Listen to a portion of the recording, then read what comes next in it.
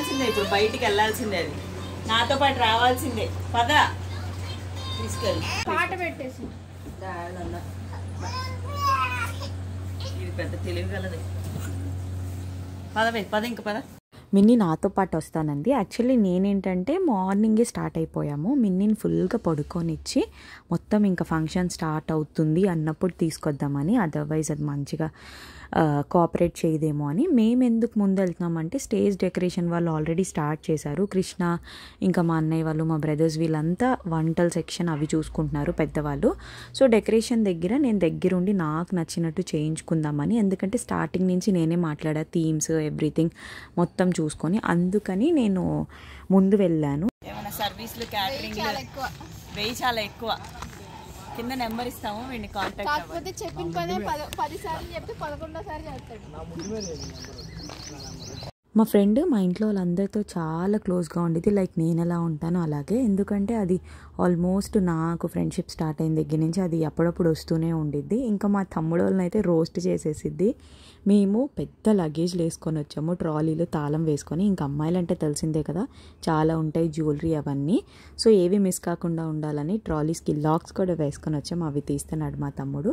కృష్ణ అయితే అట్లీస్ట్ ఒక 5 to 10 minutes కూడా పడుకోలేదు, నైట్ అంతా అంతే లెగిసి ఉన్నాడు. ఎందుకంటే అక్కడ వంటల సెక్షన్ దగ్గర మటన్ కొట్టడం అవన్నీ చూసుకుంటూ ఇంకా అక్కడే టైం స్పెండ్ చేస్తాడు. మేము పర్లేదు మిన్నీని నైట్ చూసుకుంటూ ఒక 2 to 3 hours పడుకున్నట్టున్నా. సో ఇప్పుడు ఇదంతా ఏంటంటే మేము ఫంక్షన్ హాల్ తీసుకున్న దగ్గర మొత్తం మామిడి తోట మధ్యలో ఉంది. అది మాకు మంచిగా కలిసి వచ్చింది.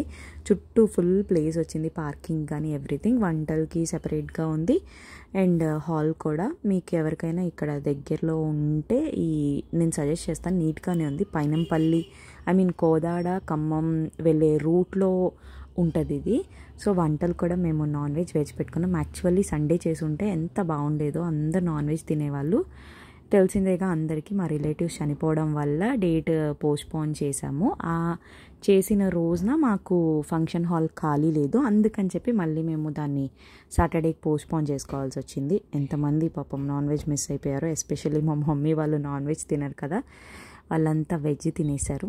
మా నాగరాజ్ అన్నకిను శంకర్కి చాలా థ్యాంక్ యూ సో మచ్. వీళ్ళిద్దరూ ఫుల్ పని చేసిన వాళ్ళు చేసినట్టే ఉన్నారు, బర్త్డే స్టార్టింగ్ దగ్గర నుంచి. సాంబారా కాసేపు ఉన్నాక అక్క దాంట్లో చేయబెట్టిద్ది, ఇలా పెట్టి ఇలా ఇలా ఇలా ఇలా తిప్పుతూ మాట్లాడే వాళ్ళని తీయాలి. నిన్ను తీసా అది బోటి అక్కడ ఉంది ముందుకో, దీంట్లో కలర్ దీంట్లో ముందుకు బోటి అని కడిగి దీంట్లో నైట్ నుంచే స్టార్ట్ చేశారా?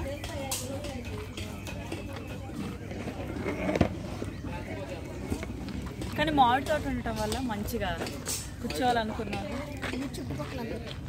వీడు నైట్ ఇక్కడే స్నానం చేసి ఇక్కడే పడుకుంటాడు. వాడు మామూలుగా పడుకోడు, నా వాడు ద ఫంక్షన్ హాల్ కదా డెకరేషన్ తీసుకున్నాను. ఇప్పుడు ఆ ఎంట్రన్స్ డెకరేషన్ మాట్లాడుకోలేదు మావయ్య మేము. అయితే వాడు నిన్ను అడిగితే కూతక్క భలే పడుతున్నావు అడిగాం, 20,000 అంటున్నాడు అంత వాడు. ఒక్క ఎంట్రన్స్కే అంత ఎవరిస్తారు అసలు? అదంతా ఉంది, అది మొత్తం ఉంది. ఇప్పుడు ఈ రాడ్లు ఉన్నాయి చూసారా, ఆ రాడ్లు ఎలా కవర్ చేయాలో అర్థం కాస్తున్నా.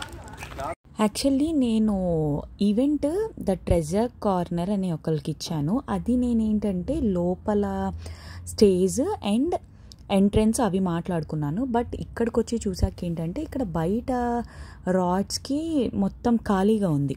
అది నాకు ఆల్రెడీ కృష్ణ చెప్పాడు, బట్ నేను ఇక్కడ వాళ్ళతో ఎవరితోనా చేయిద్దాం అనుకున్నాను. సో దాని గురించి డిస్కషన్ జరుగుతుంది, బయట ఇప్పుడు ఎలా కవర్ చేయాలి అని. దానికి సరిపడా క్లాత్ అవన్నీ ఉంటేనే డెకరేట్ చేయగలం, కానీ బెలూన్స్తో అయితే మనం అంత కరెక్ట్గా ఫిల్ చేయలేము బయటది. సో దాన్ని ఏం చేయిద్దాం అని చూసిన. బట్ ఈ ఫంక్షన్ హాల్కి చుట్టూ మటుకు మంచి ప్లెజెంట్గా చెట్లతో అంతా బాగుంది. ఇక్కడ మంచిగా ఫోటోషూట్స్ అవి దిగటానికి కూడా ఉంది. ఫంక్షన్ హాల్ ఒక 300 to 400 మెంబర్స్ సిట్టింగ్ ఉంది. లంచ్ అదే మనం భోజనాల దగ్గర మటుకు చాలా ప్లేస్ ఉంది. సో ఇప్పుడు నేను ఈవెంట్ ఎందుకు వీళ్ళకి ఇచ్చాను అనేది చెప్తాను. ద ట్రెజర్ కార్నర్ అని హైదరాబాద్ పేజ్ ఇది, వీళ్ళకి ఇచ్చా. సో ఇప్పుడు నేను ఈవెంట్ వీళ్ళకి ఎందుకు ఇచ్చానో చెప్తాను. నా బడ్జెట్ ఏంటంటే యాక్చువల్లీ 50,000లో నాకు థీమ్ అయిపోవాలి. నేను బటర్ఫ్లై థీమ్ సెలెక్ట్ చేసుకున్నాను. ఎందుకంటే కిడ్స్వి మ్యాక్సిమం బెలూన్స్, ప్రాప్స్ అవి తప్ప వాళ్ళకి కాస్ట్లీ ఏముండవు. ఇన్ కేస్ మ్యారేజ్ అలా అయితే ఫ్లవర్స్ అవి పెడతారు కాబట్టి ఒక్కొక్కటి ఒక్కొక్క టైప్లో ఉంటాయి. సో నేను సెలెక్ట్ చేసుకున్న థీమ్కి 50,000కి మించి నాకు పెట్టడం కరెక్ట్ అనిపించలా. సో నేను అడిగిన వాళ్ళందరి దగ్గర నాకు ఎవరిది 50 or 70 లోపు కూడా అసలు 50,000 లోపు అసలు ఇంపాసిబుల్, ఆ డెకరేషన్ రాదన్నారు. సో అందుకని చెప్పి నాకు ఎవ్రీ పెన్నీ మ్యాటర్స్. ఎందుకంటే నేను మా హస్బెండ్ చాలా కష్టపడితేనే మాకు ప్రతి ఒక్క రూపాయి వస్తుంది. మేమనే కాదు, ఎవరికైనా డబ్బులు అనేవి ఊరికనే రాట్లా, చాలా కష్టపడుతున్నారు. సో అలాంటప్పుడు నేను నాకు వచ్చిన బడ్జెట్లోనే ఆబ్వియస్లీ యాక్సెప్ట్ చేస్తా. ఎందుకంటే ఇప్పుడు నేను సంపాదిస్తున్నాను కదా అని నాకు నచ్చినట్టు నేను విచ్చలవిడిగా ఖర్చు పెట్టుకొని డెకరేషన్ యాక్సెప్ట్ చేయలేను. వీళ్ళని ఓకే చేసినప్పుడు కూడా అది నా ఒక్క డెసిషనే కాదు, మా అత్తయ్య మావయ్య వాళ్ళది అండ్ మా హస్బెండ్ కూడా ఓకే చేశాకే మాకు ఈ బడ్జెట్ ఓకే అయింది. ఎందుకంటే ఫ్యామిలీ ఒక మ్యారేజ్ అయ్యి కిడ్స్ ఉన్న వాళ్ళకైతే నేను చెప్పవసరం లేదు మనం ఎంతమందికి ఆన్సర్ చేసుకోవాలనేది అండ్ కిడ్స్కి ఎంత ఖర్చు ఉండిద్ది అనేది.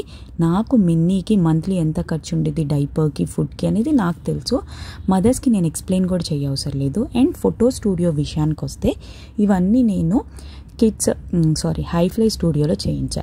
విజయవాడలో ఉన్న అందరికీ తెలుసు కిడ్స్ స్టూడియోస్ లైక్ 2 or 3 ఉన్నాయి, బేబీ బూ ఇంకేవో. అక్కడ ఏంటంటే థీమ్స్ ఉంటాయి. థీమ్స్ ఎక్కడుంటే ఫోటో స్టూడియో వాళ్ళే అక్కడే చేయించుకుంటారు. అండ్ ఈ ఫోటో స్టూడియోలో మనకి ఎలా ఉంటాయి అంటే ఫోటోగ్రఫీతో కాంబో ఉంటే తక్కువ కాస్ట్కి వస్తుంది. సో నేను అందుకని చెప్పి నాకు తెలిసిన అక్క ఏమి మిన్నీకి మెమరబుల్గా థీమ్స్ అనేవి డాక్టర్, పోలీసు ఇవన్నీ థీమ్స్ అనేవి దానికి మెమరబుల్గా ఉండాలని చెప్పి అక్కడ ఫోటో స్టూడియో తీయించా. అండ్ నేను ఈ ఈవెంట్ ఒక ప్యాకేజ్ లాగా మాట్లాడుకున్నా. లైక్ కిడ్స్ది తెలుసు కదా, ఒక థీమే కాకుండా ఇంకా చాక్లెట్ ఫౌంటైన్, మిక్కీ మ్యాన్స్, డీజే ఇంకా డిఫరెంట్వి అన్నీ మాట్లాడుకొని అదంతా కలిపి నేను ఎగ్జాక్ట్గా 43,000కి చేయించుకున్నాను.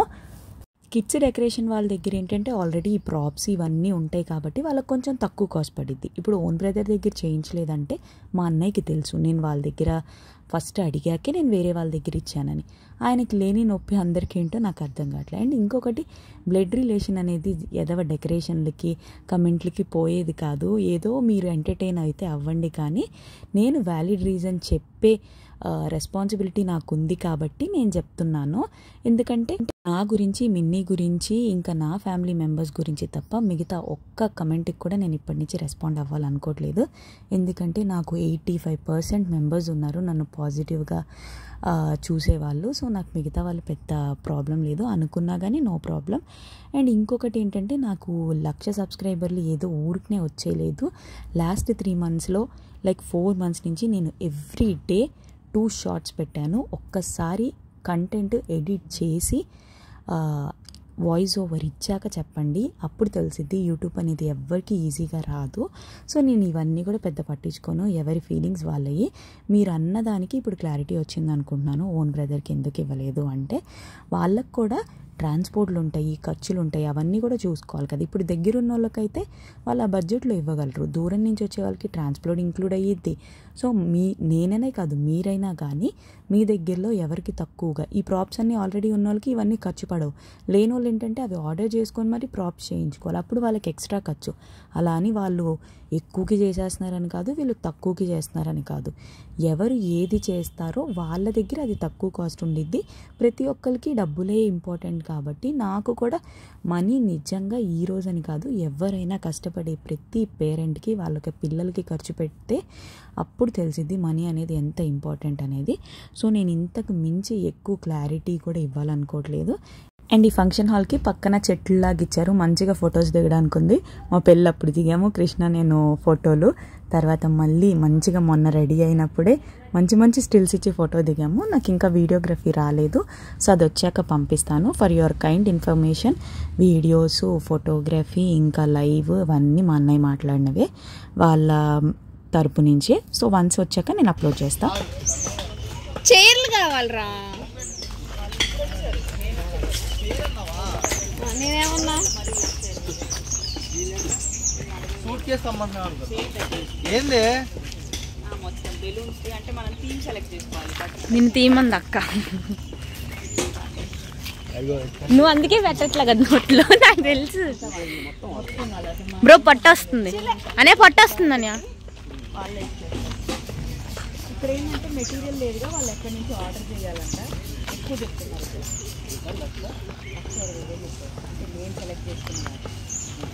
మా తమ్ముడు చెప్తున్నాడు మా భోజనాల వల్ల వాడికి కాలు కాలిందంట. అది నిజంగా కాలిందో మరి ఏంటో నాకు తెలీదు. ఈగలైతే ఫుల్గా వాళ్తున్నాయి. ఏంటో బాబు స్నానం చేయలేదా అని మేము కామెడీ చేస్తున్నాం.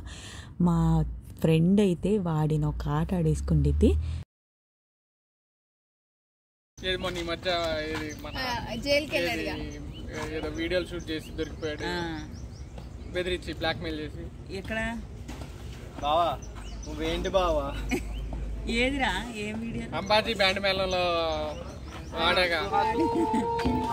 పేరేంటి? సుహాస్. అమ్మా సుహాస్ కాదు, వాడు పక్కనోడు. వాడి పక్కనోడు. అమ్మా బాబు దాన్ని ఏంటి ఎంత చూడడానికి చూస్తాను లాగు. ఎంత ఇచ్చావు దానికి వీడియోలు తీయడానికి అంటున్నాడు. అదేవద్దు సాధ్యం అంత పర్ఫార్మెన్స్ చేస్తుంది. మా చెల్లి బంగారం బ్రో, పాపం ఇదే మొత్తం నా వీడియోస్ అన్నీ తీసింది. ఎందుకంటే కెమెరా రావాలంటే చాలా టైం పట్టేది కదా, కొన్ని మన సెల్లో కూడా తీసుకోవాలి కదా. ఇది నేను అడగకపోయినా చాలా చోట్ల తీసింది. Thank you so much Tanuja. ఇది నా డ్రెస్సులు కూడా దుబ్బేసిద్ది, అది వేసుకునే డ్రెస్ కూడా నాదే. సో నేను ఇంకా బర్త్డే వీడియోస్ అన్ని డ్రెస్సెస్ అన్నీ నెక్స్ట్ మెల్లగా పెట్టేస్తాను. ఇంకా మన ఛానల్ని సబ్స్క్రైబ్ చేయండి. బాయ్.